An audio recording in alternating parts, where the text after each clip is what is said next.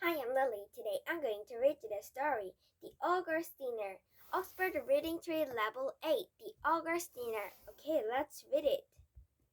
Today, the magic key took the children to a land of ogres. Will Lee find his first adventure too scary? What did ogres eat for dinner? Let's find out.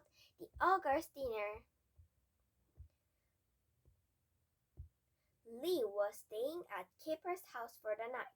I wonder if the magic key will glow while you're here, asked Kipper. Said Kipper. Me too, said Lee, who had never been on an adventure. The boys went to Biff's room to check on the key. I will let you know if it starts glowing, Biff told them.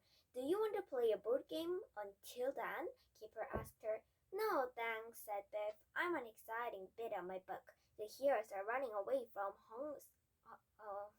the heroes are running away from some hungry ogres. Lee looked at the book cover. What are ogres? He asked. Horrible monsters, said Biff. The boys went to Kipper's room. After he put his sleeping bag on the floor, Lee picked it in the wardrobe. What are you doing? asked Kipper. Just checking, admitted Lee. For monsters. There was the sound of footsteps coming down the hall. What's that? asked Lee. He was a bit jumpy now. He had started thinking about monsters. The door opened. It was Biff. Come quickly, she said. The key just started glowing. Kipper jumped up. Lee followed more slowly, feeling a bit nervous. What if the key took them somewhere scary? Lee watched Biff pick up the glowing key. What happens now? He asked. Before Biff and Kipper could answer, the magic began to take them away on an adventure. The magic took them to a deep, dark forest. A bitter wind howled and made them shiver. What now? Lee asked. Biff shrugged. Well, we'll soon find out why the key brought us here. Suddenly there was a booming noise. It's an earthquake, cried Kipper. No, said Biff. Those are footsteps, and they're getting closer. Lee's eyes opened wide. If those were footsteps, some big feet were making them. A huge head appeared above them. A monster! Shouted Lee. I'm not a monster. I'm an ogre, the ogre sniffed. He looked at the children up and down. And you three look like strangers. The ogre showed his enormous teeth in a wide grin. The king of the ogres loves strangers, he said. He will want to have you for dinner. Follow me. He gestured to follow the entrance of a cave. Have us for dinner? thought Lee in alarm. No thanks. Run! shouted Biff. Lee spun round and followed Biff towards the tree as fast as his legs would take him. When he finally stopped, Lee's heart was pounding. Biff was by his side, but where was Kipper? Oh no, he must have tripped and fallen, said Biff. We have to go and find him. They crept back towards the cave, keeping a careful eye on the whole way.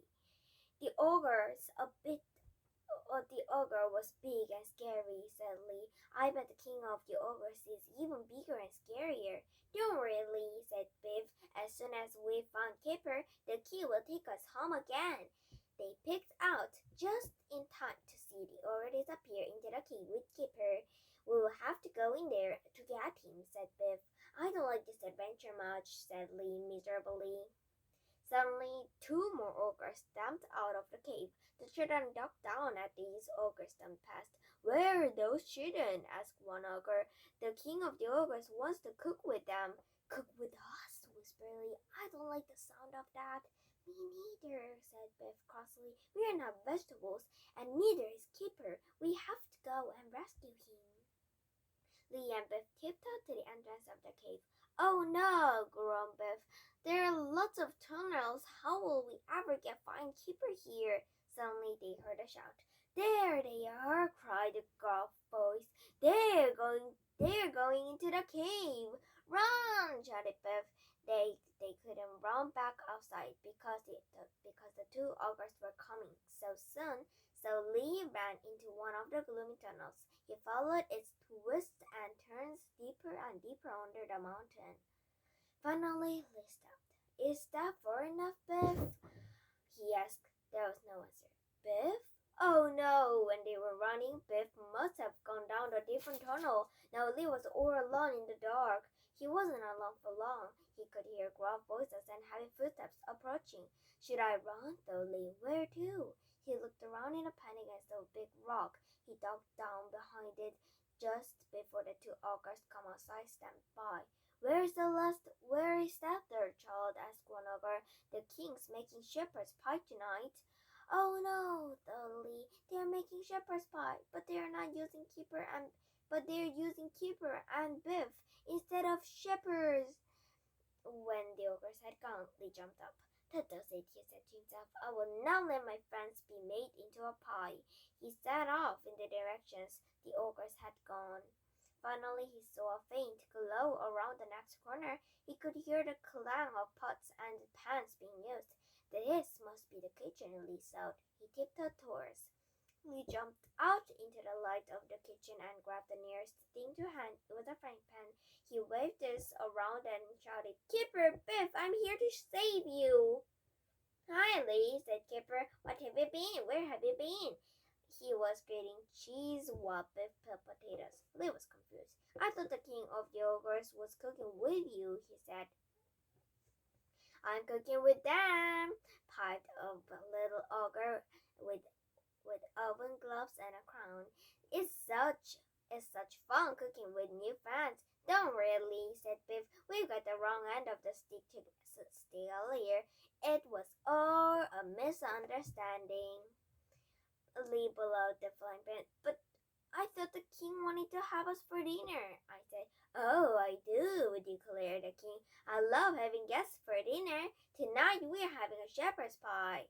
There was a loud cheer from the other ogres. Shepherd's pie was their favorite. So there are no shepherds in the shepherd's pie? Asked Lee. Of course not, said the king. There's no meat at all. We're strict vegetarians, you know.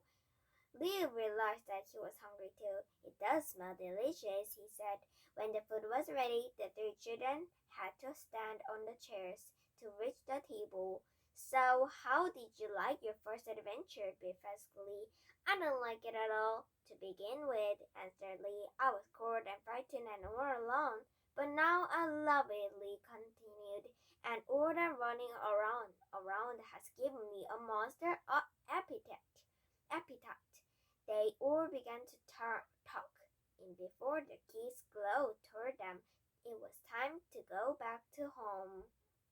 Bye!